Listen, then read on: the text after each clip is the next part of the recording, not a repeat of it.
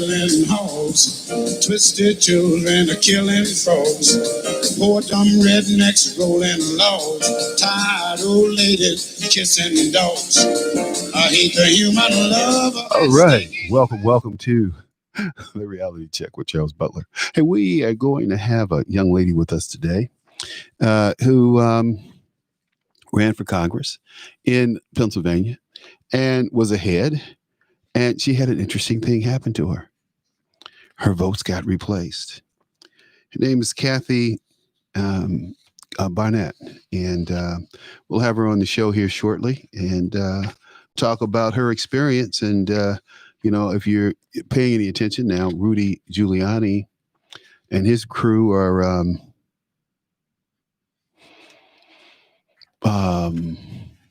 testifying before or presenting their case for voter fraud before the Pennsylvania election representatives. That is really interesting. I wish I could watch it, but we're doing the show, so it's okay. It's okay. So it's all right. But the Philadelphia 4th District got really trounced. So we'll see. We'll see what happens. In fact, like I said, Ms. Barnett was in the race, and the AP called the race just before midnight. And it's really interesting how, they call the race so early. And we were talking about the votes. So we'll see. We'll see what Kathy has to say on this issue and the voter fraud issue. Giuliani and those guys, they're all on it, man. They're like, hey, let's see, Baltimore, Jack, PA. What's going on? A lot of chatter over here on the chat on the YouTube. It says, good afternoon, guys. Happy almost Turkey Day. Back to you.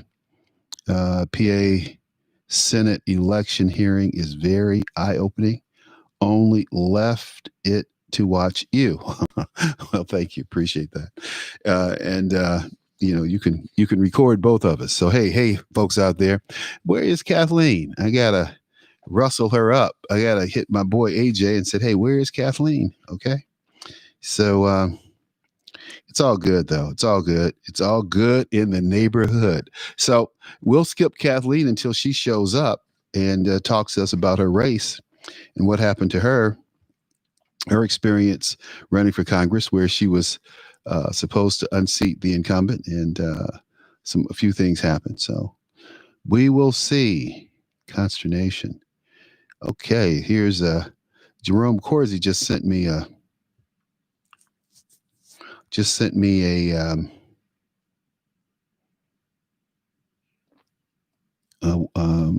link, and it says here, Trump has winning SCOTUS strategy, and it's Dr. Corsi talking about the SCOTUS strategy. Donald Trump looks like he's going to lose just before he wins. In the end, God always wins, says Jerry. It's Corsi Nation. Corsi Nation. Go to CorsiNation.com. Okay, so you can go out there and read Jerry's strategy for the Supreme Court for Donald Trump taking back what is rightfully ours. Now, this Pennsylvania judge, she blocked further election certification. Why didn't they do that in Michigan? Why didn't they do that in Michigan? Why didn't they do that in Wisconsin or Arizona or Georgia? Cowards. And Paul Ryan, if you see Paul Ryan, slap him or punch him in the nose. Trump will send you bail money, but he's ridiculous. He and Christie, you see either one of them, slap them like the little girls they are, or punch him in the nose. I'm joking, of course. I wouldn't want to see any violence. And that's not really violence. Violence is pistol whipping somebody or beating him with a baseball bat near death. I mean, walk up and slap him. Let's go outside and duke it out. That's what Joe Biden said. I take Trump to the woodshed. I take him out back. Isn't that what Joe Biden said? And didn't apologize for it. Didn't say he was joking. Hey, I'm just saying. I'm gonna text AJ, see where our guest is. Because they should be here. She should be here. Tell us what happened. AJ Rice. Yeah. Hey, I had Kathy today. Kathy, what's her name? Barnett at 2 today. What happened to her?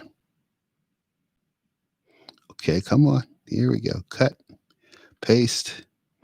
Hey, man, I tell you, I can cut and paste my butt off. Yeah. Here we go. So I just sent a little note. Remind he needs to call Kathy. She's probably shopping like I was a few minutes ago. I was out doing my Thanksgiving shopping, just to digress a little bit. Out doing my Thanksgiving shopping, finished up my turkey, the dressing that I wanted to work with, everything's, I have everything: gravy, dressing, cranberries, sauce, turkey, wine. Yeah, I'll be ready for tomorrow. Hope you will too. Hope you enjoy yourself. Hope you spend time with your loved ones, because it's important. It's very important. No, I didn't say important. Important. Don't you hate these girls? It's important. Is that supposed to be cute? That little Valley Girl dumbness. I mean, and the one who gets me with that is that Marie Stretch chick who used to be the spokesman for the State Department. Now we got more of these dummies that are going to come on TV, and these young people who are going to come on TV with their stupidity. It's amazing. But hey, that's what you all elected. That's what someone elected. I know we didn't. People who listen to my show didn't. But let's get back to the Pennsylvania judge. Pennsylvania judge stepped in, blocked further election certification. I love it. She has stepped in and said, hey, wait a minute. We need to find out what's going on. So she stepped up, threw a block on this thing. And she told the judge told the Secretary of the Commonwealth, Kathy Butler, she'd certified Biden's victory, which was announced by tweet by Governor Tom Wolf. The Attorney General's office didn't immediately have a comment when reached by phone. So there's a separate case now that's come out, and this is from the federal lawsuit by President Trump's campaign, and it seeks to undo Pennsylvania's certification unless it tosses out tens of thousands of mail-in ballots that the suit alleges are illegal. And, Giuliani was proving that today. I mean, he was 1, 2, 3, 4. He was like right down the line proving that it's voter fraud. And, these people keep saying there's no voter fraud. Well, what about the black woman who Al Sharpton gave a, let's see, let me tell him I got 15 minutes left. So anyway, what about the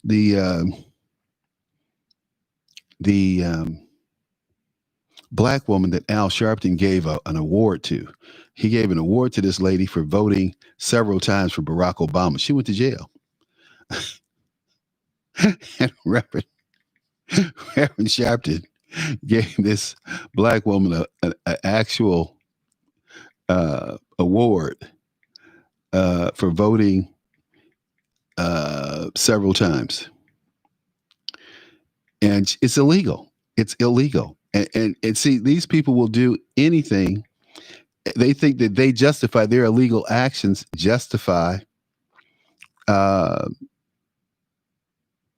what's going on, or them doing something.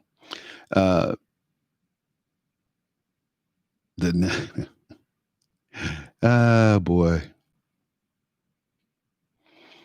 oh boy, it's amazing.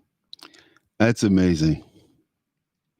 They didn't talk. They don't talk about that anymore. They're talking about Eric Gardner's mother and some other stuff with Sharpton, but they don't talk about this award he gave this woman for illegally voting. So look, let's talk about this. Let's be clear. There were illegal votes cast. The statistics, the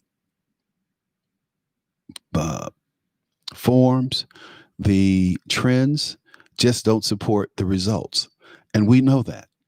Everyone knows that.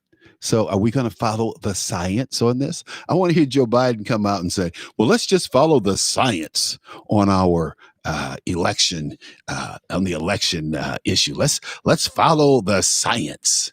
I hope he says that, right? But he's not going to, because the science doesn't play. It plays against him. It plays against his narrative. What somebody says here is Tom. Let's see. Sleepy Joe, only brave enough to say that because Senator, who? Senator, his Secret Service detail, Trump would knock his pet head off. Okay. All right. So anyway, folks, let's keep it. Let's pay attention here. Let's pay attention. Pennsylvania's in play again.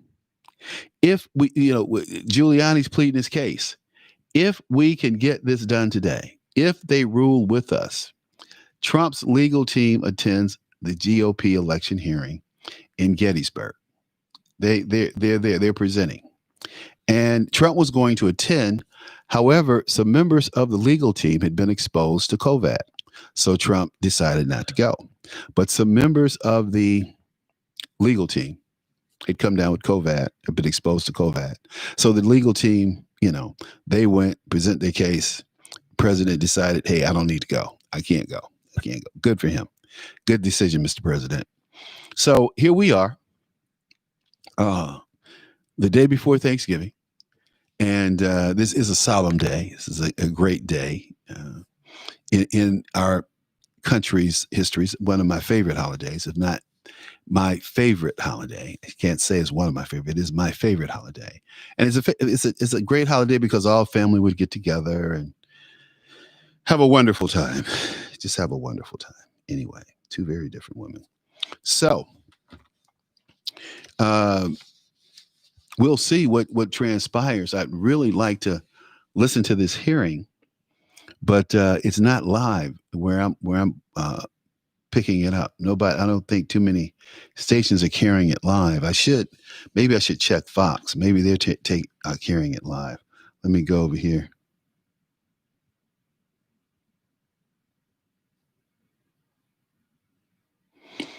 Oh, here,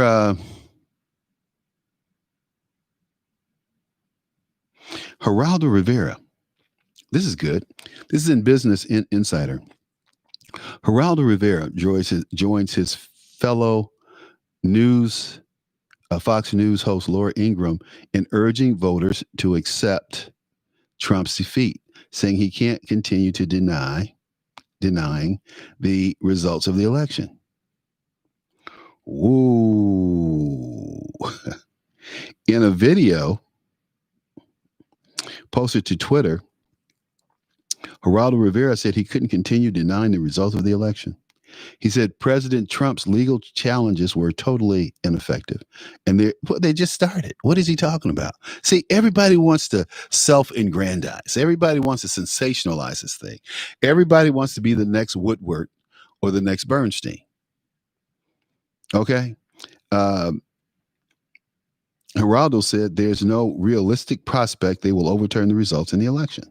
Fox News and all the other major newscasters call the 2020 election for President-elect Joe Biden on November 7th. Well, they named him President-elect.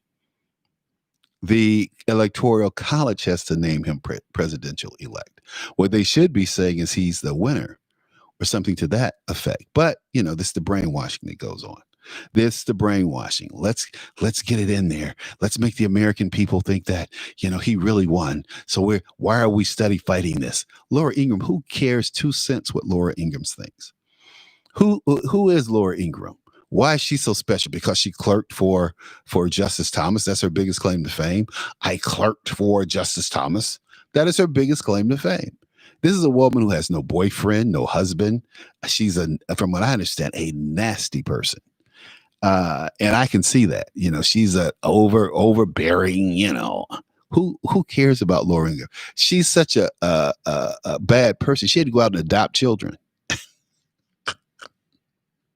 She had to, some people, they get married, they have children, they adopt children, make their family bigger. This chick, if she wanted a family, she had to go out and adopt. I don't know too many people who would date Laura Ingraham. She's a pompous person, very nasty person. So anyway, Geraldo Rivera said that he's gonna stop denying that Joe Biden won. Okay, so what? Who cares? In fact, and this is what makes this so interesting. This is what makes it so interesting. Geraldo Rivera says there's no legal way that they can overturn the vote. Well, they haven't even started yet. Giuliani just started.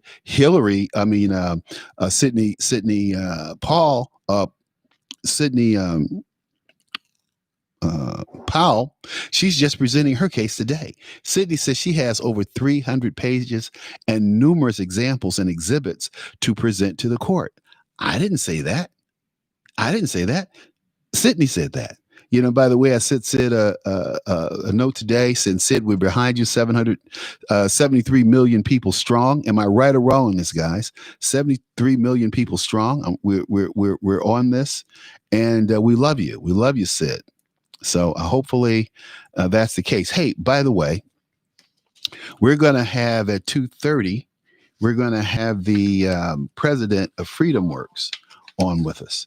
So stay tuned for that. That's going to be big. It's going to be big. We're going to talk about FreedomWorks, what's going on over there. And I love FreedomWorks. They do a good job. Do an outstanding job of working on issues that protect our freedom. FreedomWorks. So I'm going to have Adam Bannon on with us, FreedomWorks. And so be clear, be cognizant here. Sidney Powell is presenting her case today. Laura Ingraham says, well, they don't have a case. Why are they presenting? Why are they still fighting? Well, it's not her business to make that decision. They're fighting because they have the right to fight. They're fighting because they want to fight. That's what they do.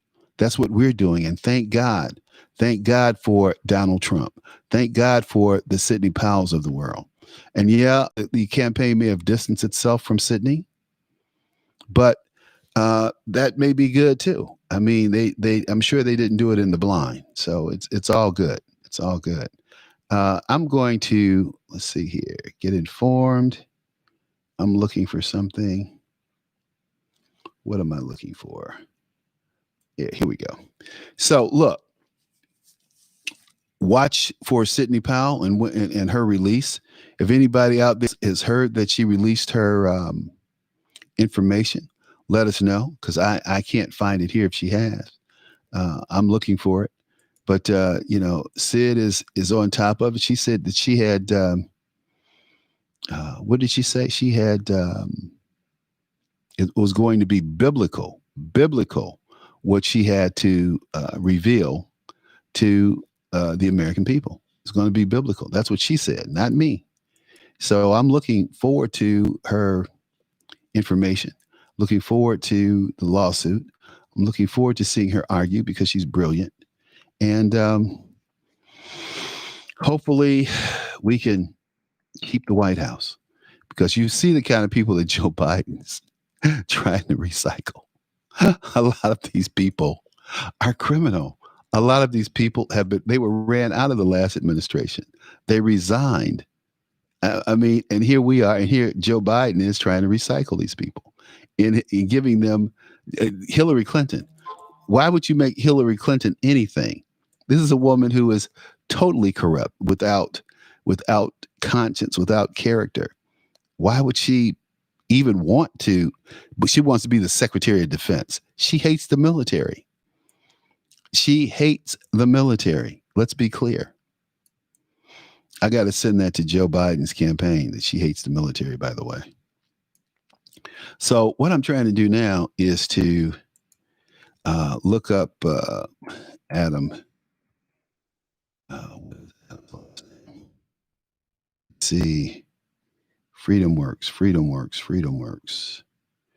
Anyway, boy, this is going to be an interesting next 2 weeks with the lawsuits being filed by Sidney, by Giuliani.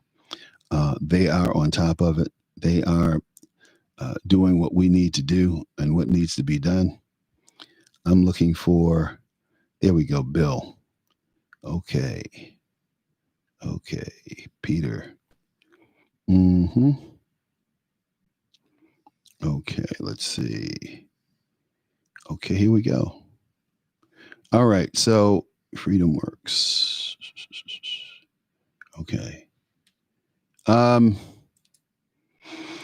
I don't know about you guys, but I'm sitting here and I'm thinking, I'm trying to close this out. I'm trying to figure out, what are we going to do these next 2 weeks besides everybody's turning on it?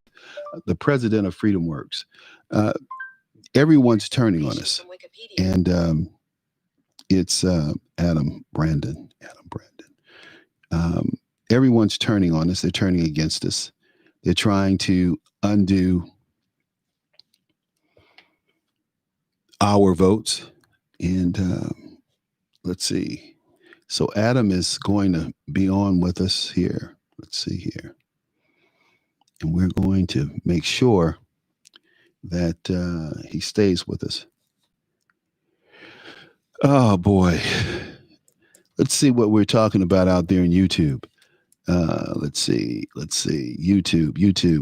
Here we go. It's on the Next News Network. I don't know what that is. Next News Network. Let me look it up. Next News Network. I know that what I'm watching is Newsmax, and they're running their regular shows. Next News Network. There it is. Let's see what's going on here. Next on YouTube. Okay, got it. Okay, so maybe it's running out there. Maybe we can run it. Maybe we can play it. I don't know. Nope. It's not live. Let's see, next to watch. Next News. Nope, it's not live. So, I've been following. When you deposit on DraftKings at Casino Queen Sportsbook, you can get a bonus up to 1,000. Following different shows, following different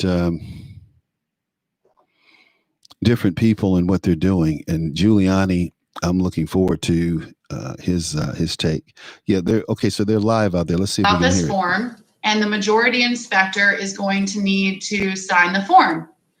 The majority inspector had decided in the middle of the morning to go home and was not in the polling place for over 45 minutes. To my understanding, you as the minority, I'm sorry, not the majority inspector, the judge of elections, my apologies. She had gone home. And to my understanding, the judge of elections is not to leave the polling place. So she was out of the building. We needed her to sign this form.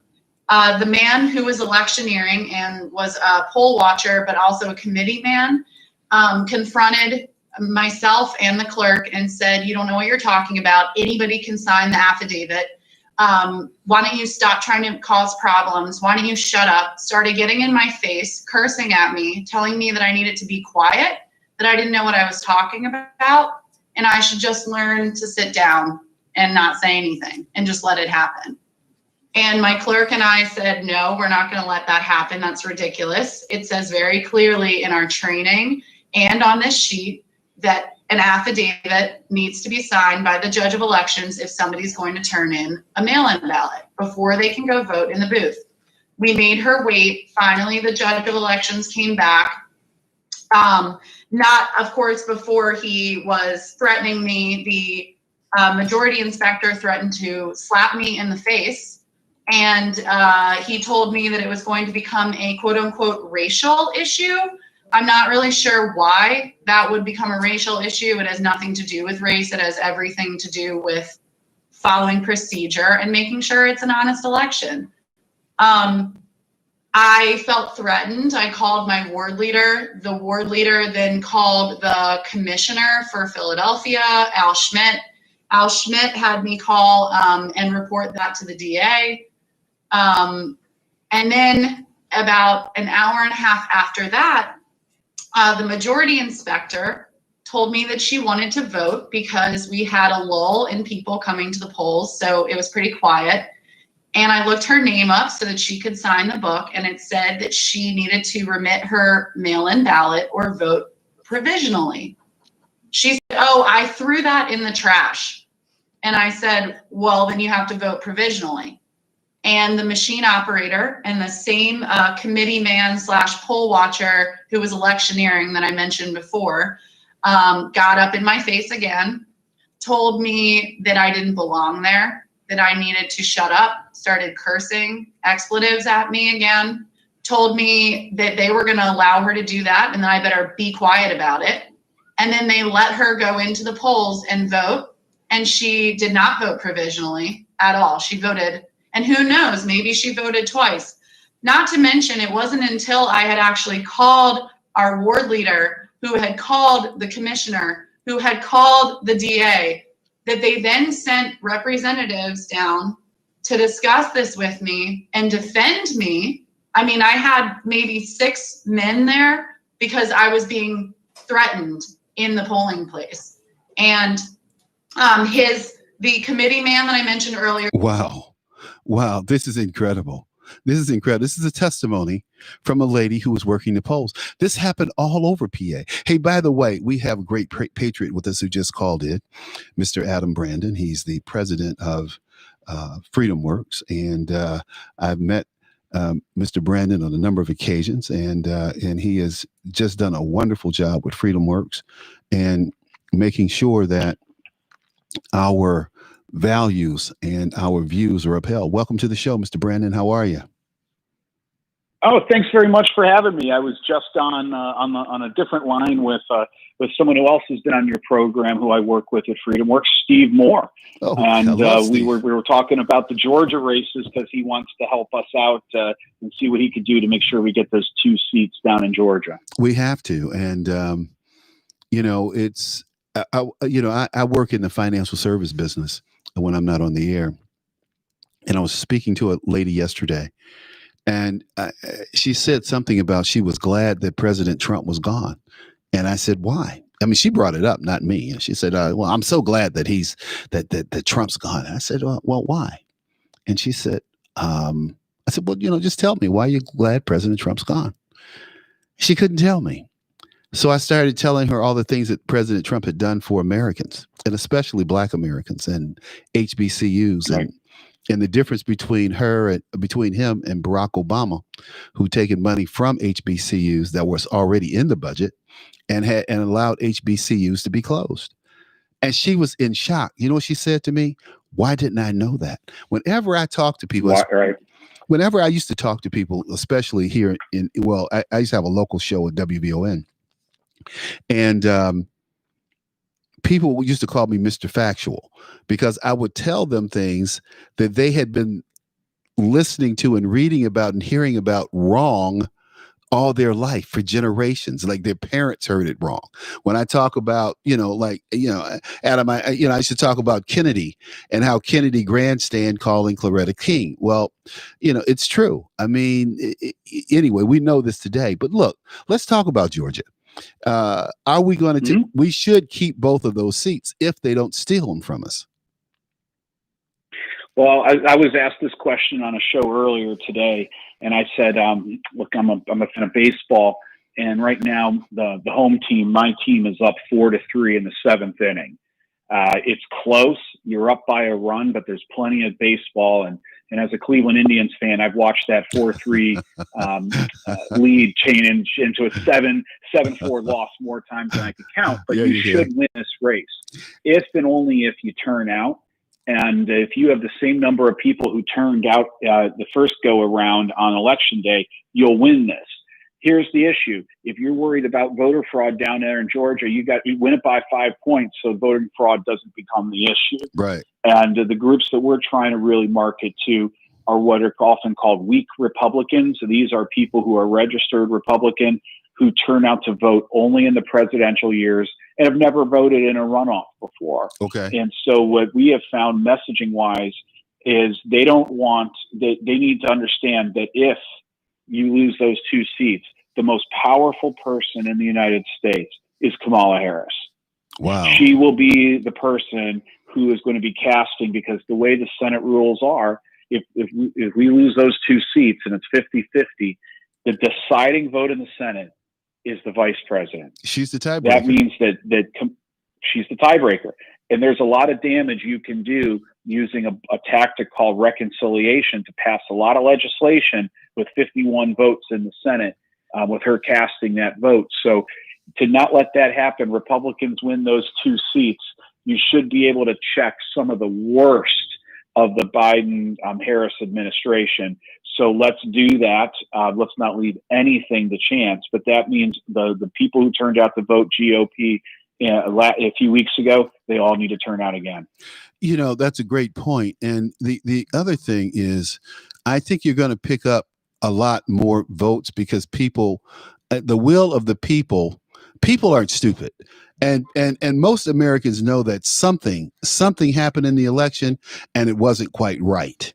You know, because I think despite all the polling, despite all the media, when I talk to people, believe this or not, I'm here in Chicago.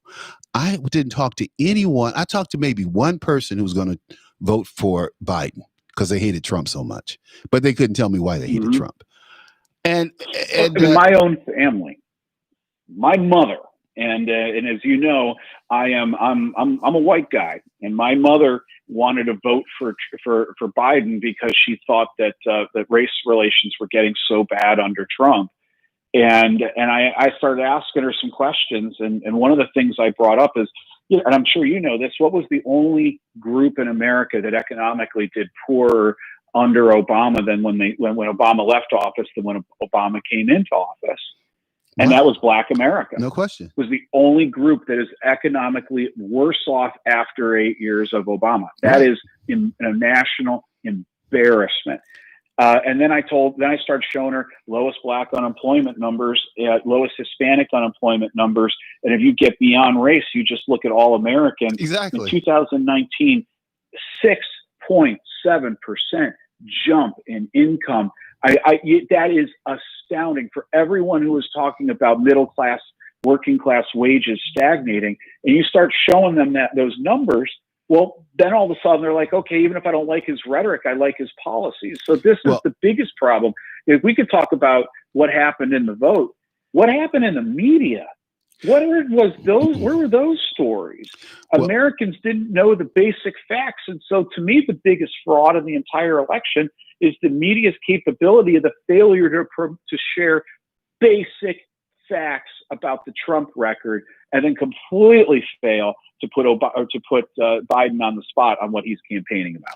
Well, you know, people, I don't believe for 1 second, really, I don't believe for 1 second that Joe Biden won the election. This is a guy who couldn't get 200 cars to 200 people to a parking lot. Barack Obama didn't do much better. So I'm sitting here and I'm saying to myself, when I went to bed, I did a couple of hits on local shows. I came home, scrubbed my makeup off, went to bed, watched a couple of movies because I would not watch the returns because this is, election night is not about baseball or football. It's not a game.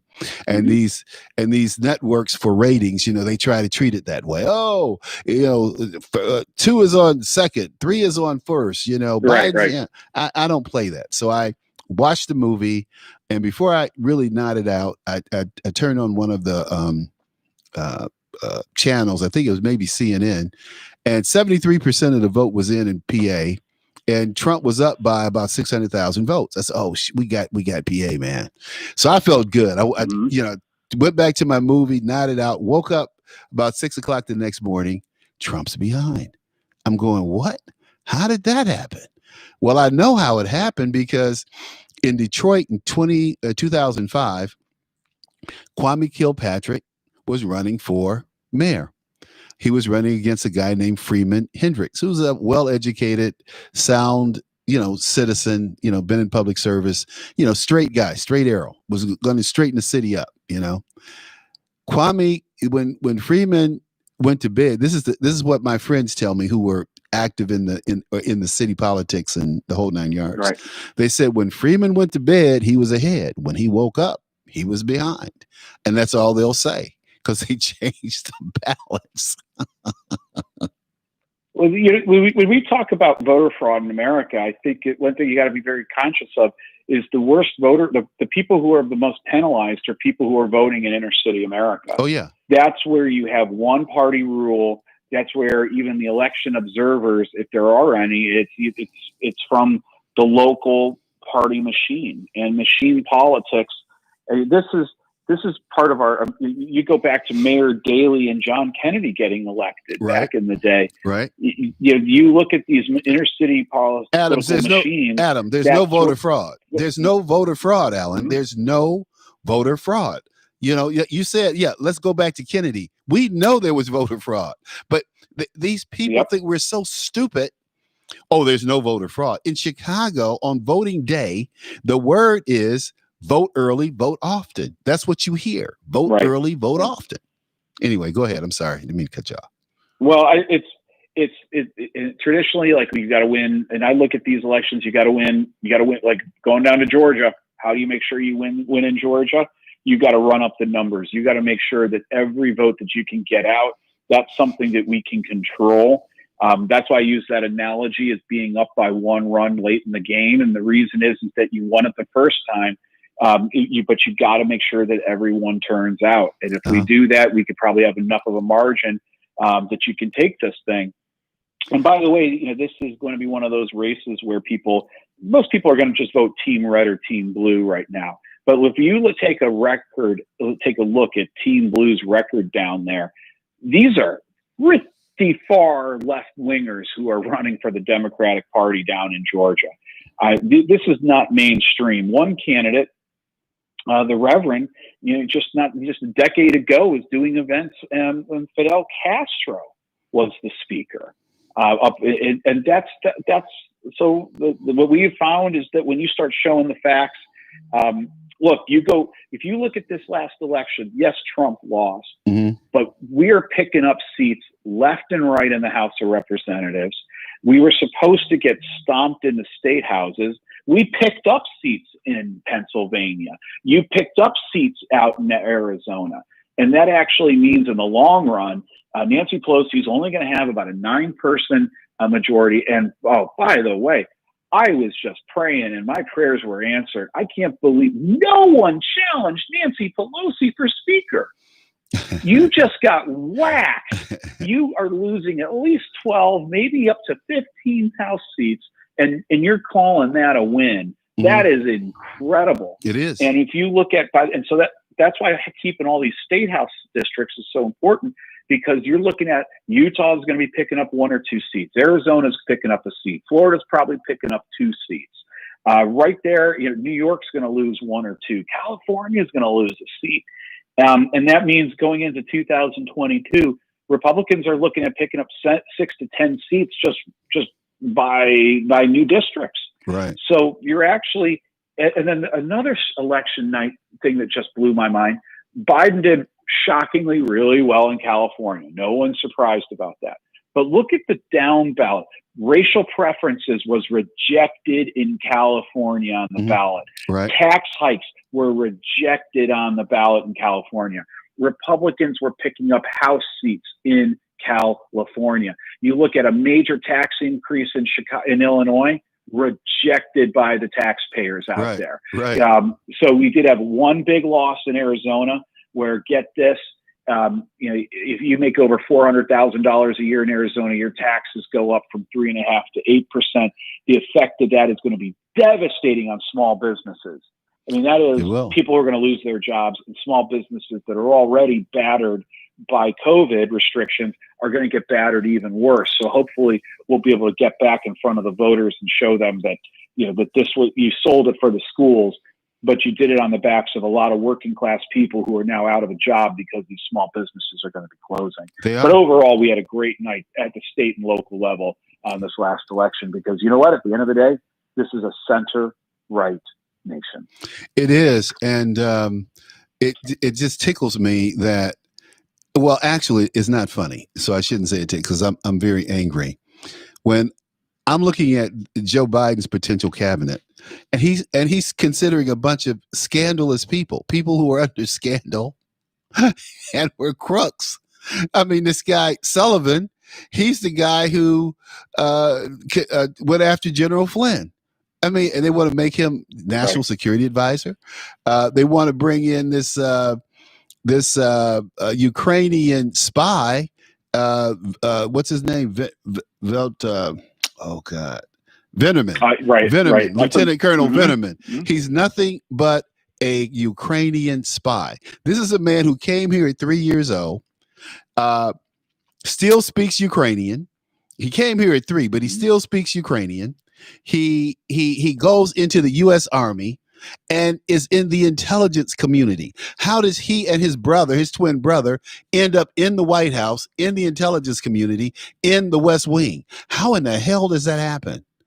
These are guys. This is a guy who's a lieutenant colonel who was asked by the Ukrainian government to become their minister of defense. He is a U.S. Army lieutenant colonel. Citizen.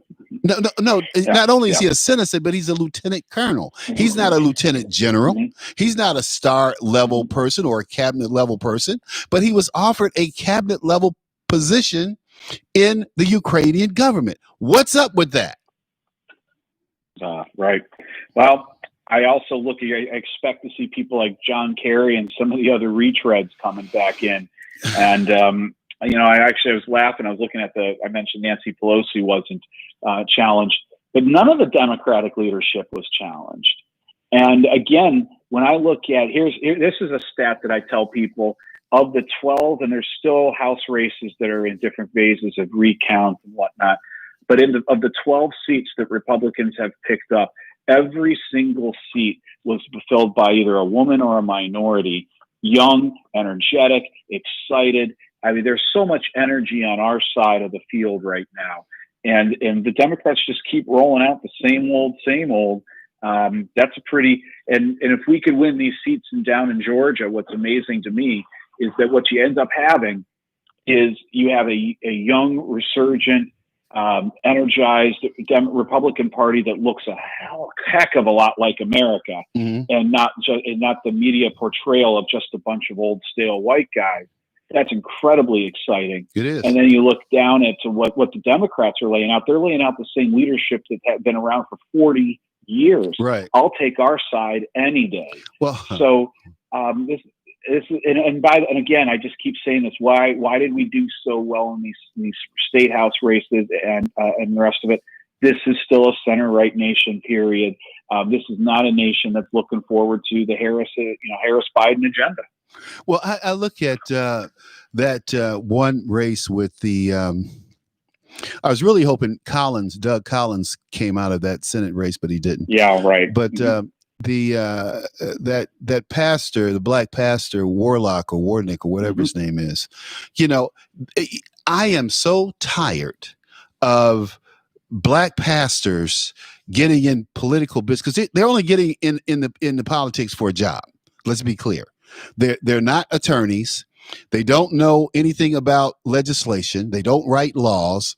They're just there. You look at the Congressional Black Caucus. Most of the black men in the Congressional Black Caucus are pastors.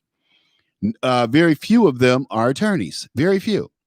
And even though they have a path for congressmen to attend the local law schools and obtain a law degree. So, but these people don't have law degrees, but they're pastors. Politics and the clergy never mix. Let me say that again. Politics and the clergy never mix, because you have to do things as a politician that are against your faith, against your beliefs as a minister, as a man of the cloth. And so when I look at all of these ineffective black men in Congress, and even though Adam Clayton Powell was a minister, he wasn't your typical minister. He didn't play. He left that behind, and he became a real rough and tumble congressman who became the most prolific passer of legislation in the Congress during his time. And he supported Eisenhower in '56. Did you know that? No, I didn't know that. Yeah, he supported Eisenhower in '56 because of his record on civil rights. He supported Dick Nixon in '60 instead of Jack Kennedy, as did Jackie Robinson. Jackie Robinson supported Dick Nixon. So when you look at where we are today, and you look at these people and how they continue to try to play on the American people and what they do, they're very ineffective. I tell you, there's so much that could be done. I was talking to JC Watts this weekend, and JC and I spent about 90 minutes on the phone just chatting, because we go back a long way. We're catching up. And we just talked about everything. We talked about COVID. We talked about the elections. We talked about the president. I look back at his accomplishments as the lone black Republican congressman, and he got so much done. He reminds me so much of Donald Trump. Donald Trump got so much done for America in 4.5 years, swimming against the tide, against the stream, against the House, against the Senate. Even when he had the House and the Senate, he didn't have Paul Ryan. Paul Ryan fought him every step of the way. That's right. That's absolutely right. Actually, I think that the reason that you had such a problem with Obamacare, I always go back to, you had a repeal bill that was passed. You could have dusted it right back off. That made through the House, made through the Senate. President Obama vetoed that bill. You take that same bill and you passed it as soon as that's what Paul Ryan should have done. And so when Donald Trump was inaugurated, he should have walked down Pennsylvania Avenue.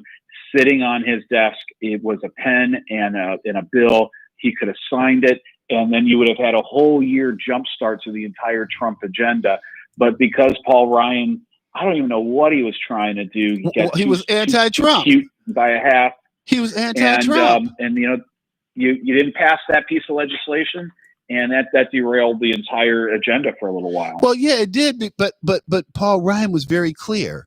He said, I don't support the president or the candidate, but I'm going to vote for him. He said, I don't support him, but I'm going to vote for him. That's what he said publicly. He didn't have to say that. And he was getting out of politics, so who cared? This guy, what happened to President Trump over the last 4.5 years should only happen to the successor, if there's a successor, Democratic successor, after Donald Trump. I won't say it shouldn't happen to any other president, because we should do exactly what President Obama encouraged us to do when Donald Trump won, and that is resist, resist, resist. Oh, I was thinking about making some bumper stickers. I'm part of the resistance already. Hey, you a brave man. I've got neighbors. You a brave man. Neighbors were running around with resistant bumper stickers. I'm like, well, why can't I have one now? Because the difference is they will scratch your car. They will flatten your tires. Oh, that's so true. They'll knock your windows out. In Virginia, we have "Don't Tread on Me" license plates, and I wanted to get them for my car. My wife is like, "Honey, you're going to get your car so keyed so quick. You better not do that." So. No question. I mean, you cannot show patriotism without the threat of violence. I was sitting at a stoplight in Evanston, where Northwestern University is, and there were these people out this summer protesting, going Black Lives Matter. So I was sitting at a stoplight, and I was smoking a cigar, and I had my sunglasses on, and these Black Lives Matter people were blocking the intersection. So I was just sitting there smoking my cigar. Sunday afternoon. I wasn't in a hurry. And some people were honking their horns in approval, and I detest them. So I didn't say anything.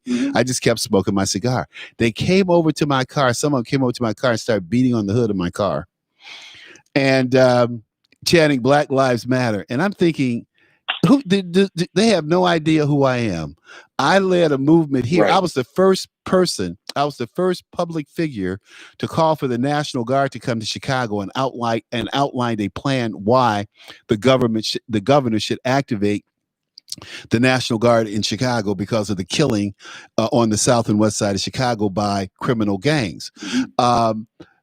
Justice Alito referred to that in his ruling when we got concealed carry. Because the mayor of the city, as Alito said in his majority ruling, the mayor of the city had refused to protect Black and brown citizens in high crime areas. I carried a gun to work every night from 2007 to 2011 illegally, and I dared the police or anyone else to take away my constitutional rights because I live in a fascist city under a Democrat administration that thinks that they are more powerful than the Constitution. So it was interesting. So that term Chirac was coined on my radio show. Oh, I use it all the time. Actually, I didn't know that, but it's that's what is just so I follow the Cleveland news because that's my hometown, and it's just what's heartbreaking for me. And I know it's smaller than what happens in Chicago, but look, every weekend you could set your watch to it. We're going to lose some young Black men to street violence, to shootings. I also point out in my hometown of Cleveland, 46% of children are growing up in poverty. Where's the outrage there? There isn't. Where is the outrage? And who's running these cities? That's the thing. Yeah, but this is the dots. But this is the thing, though, Adam. And when Donald Trump tried to address that issue, he said, "Why should you live in shithole cities just because of your zip code? Why should you live in poverty? Why should you live in rat-infested communities?" And what did Cummings say? Don't talk about my district that way. Well, it's the truth. It's hard to deny when you look at the violence, you look at all the other problems, and you're absolutely right. That's what's so heartbreaking. But again, who you hold, when you look at the districts, they're voting X 97%, sometimes 103% Democrat in an election. What do you expect when you see these results? And to me, unfortunately, it's about power. And unfortunately, the saddest thing is that the people who are selling out their souls for power, they're not selling it out for very much. That's what's so heartbreaking. Well, and meanwhile, generations are stuck in poverty. Well, as I said, and I didn't say that in this conversation, but I'm going to say it right now. President Trump is the greatest president in my lifetime. He's accomplished more for America in my lifetime than any other president. He's done everything that I believe in. The only thing that I disagree with the president on is his stance on the NFL and what they're doing, because what they're doing has nothing to do with being anti-American or anti-Constitution or anti-love of this country, because the NFL does more with the military than any other professional sports league. But that's very true. So look, hey, I'm going to say goodbye to you folks on YouTube, and I'm going to keep Adam for a few more minutes. You can join us. You can join us on YouTube. Goodbye, Red State. Happy Turkey Day to you. And but we're still talking on YouTube, so I'm going to keep this going because I want to finish up with you. Adam, what do you think is going to happen with, Giuliani is obviously on television and he's doing his presentation in PA.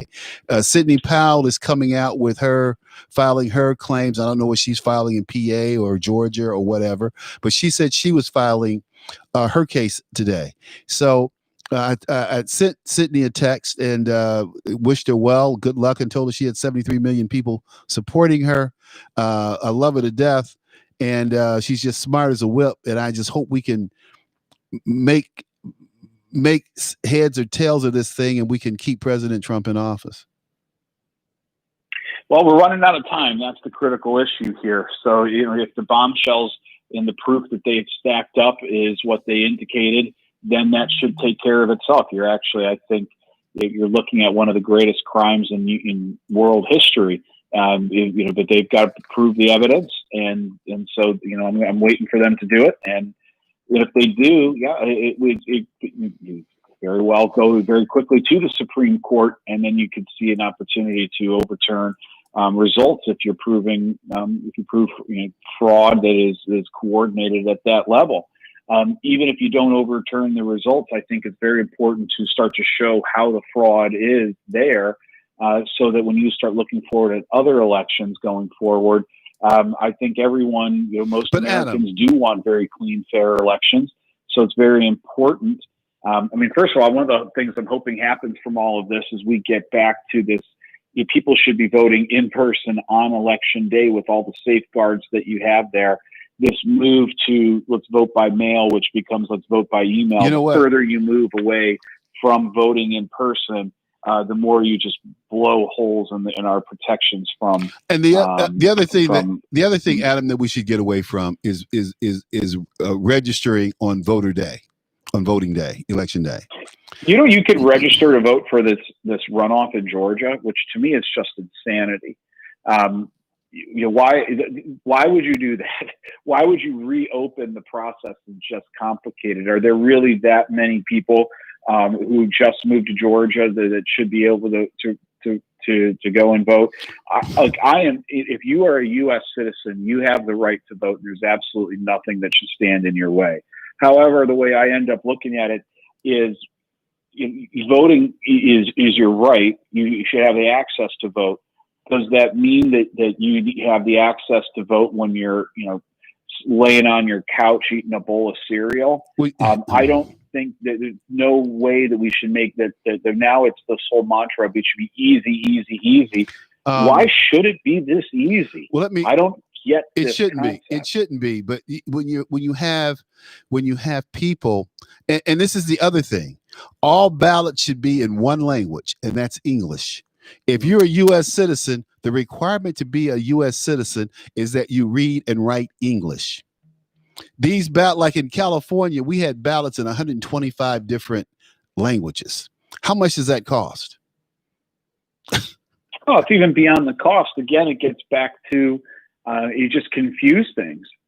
And one of the lessons I've learned in life is the fewer rules that you have, but the clearer they are, the easier it is for everyone to get along and abide by. When you make very complex rules and you keep changing the rules, well, then that's where you empower lawyers. Well, right here, I'm reading some from the chat in YouTube, and it says you're on fire, meaning you. They're saying, Adam, that you are on fire. The guest is on fire, and they love you. And they said, "Oh, thanks for saying that about the NFL protest. Oh, you're welcome." Then Hero Plasfix TV says, I was scared for you at WVON. Yeah, I wasn't scared. I just wanted to keep people off me. He said, I stopped listening when you left. Thank you. I appreciate that. Glad you're listening now. But, we educate, man. I've always been an educator on my show. I've always used this platform to educate, to point out things that our politicians do and don't do. And it's Jonathan Jackson, Jesse Jackson's oldest son, who's going to be the heir apparent to Operation Push. He gave me one of the highest compliments I think anyone has ever given me. And he said, he used to come on my show all the time. And he used to talk about how terrified he was to be on my show because I got death threats, blah, blah, blah, blah, blah.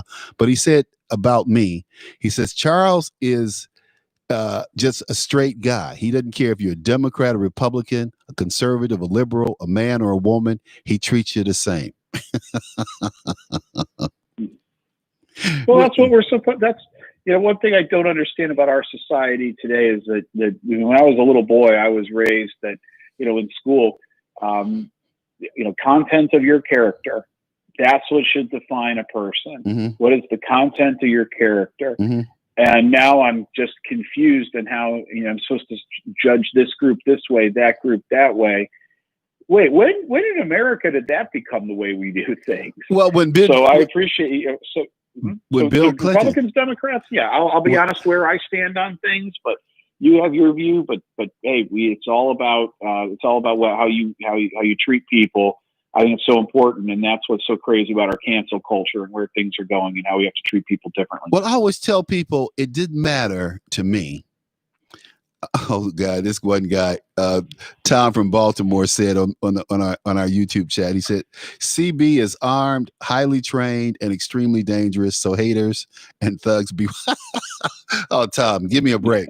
I don't want these people to know who I am, so I can surprise them. The element of surprise is key in all of this. But something I haven't mentioned to you that I want to mention to you. I'm from Detroit. And you guys took one of my favorite players in a trade. His name was Rocky Colavito. All right. His name was Rocky Colavito. Yeah. Rocky was one of my. Was that 19? Was it 59 or 60? Yep. When that trade happened. Yeah, that was one of my favorite players. Yeah, I remember growing up hearing stories about that. But I grew up a Cleveland sports fan. It's kind of the biggest curse in the world. I mean, my Browns are doing well this year. Of course, this is the one year I can't go and watch them in person. So man, they are doing. I love that quarterback, man. I love that. I love that boy. I love that team. They are. I've always been a Browns fan because you may not remember this guy. His name is Walter Beach. He played defensive back with Jimmy Brown. All right. And I met Jim. Okay. Yep. Walter Beach was one of my neighbors, and he used to play football with us, touch football with us. But he was playing for the Cleveland Browns at the time. Cool. And we got a his wife took my brothers and I down to a game with the Browns and the Detroit Lions. And man, that was like I met Jim Brown, and that was like.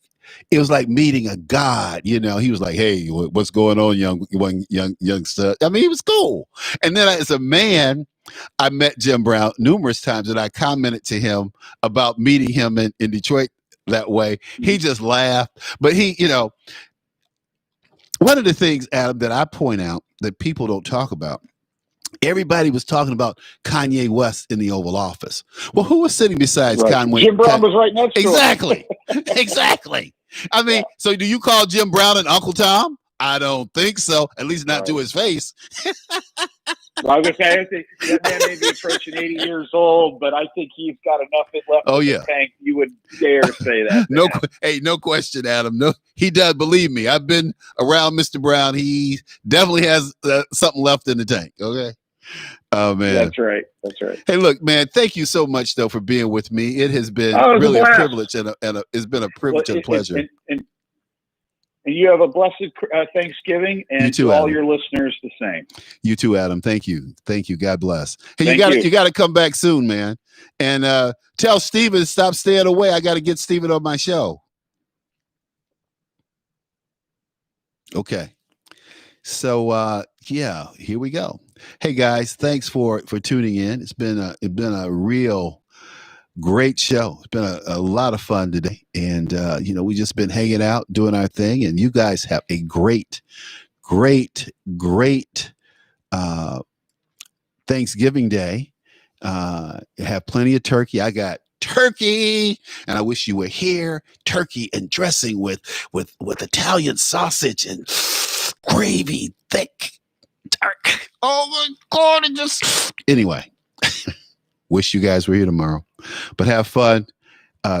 Kiss your family, hug your family, and know that I love you. Be back Friday probably, and we're gonna do it. So thanks, Tom, out there telling people CB is extreme. I'm not even gonna say that. Have a good one. Happy Thanksgiving. Don't do anything I wouldn't do.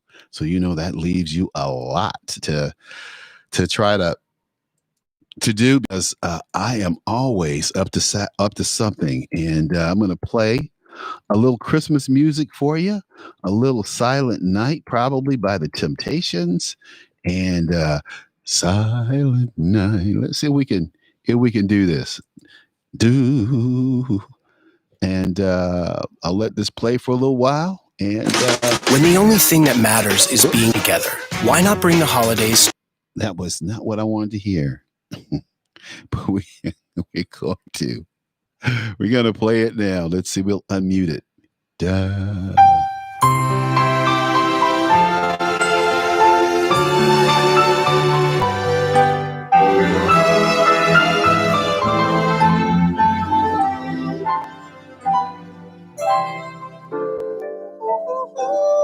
Was the night before Christmas, and all through the house, not a creature was stirring, not even a mouse. In my mind, I want you to be free.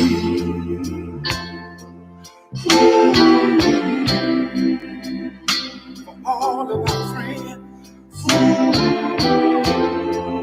would you listen to me?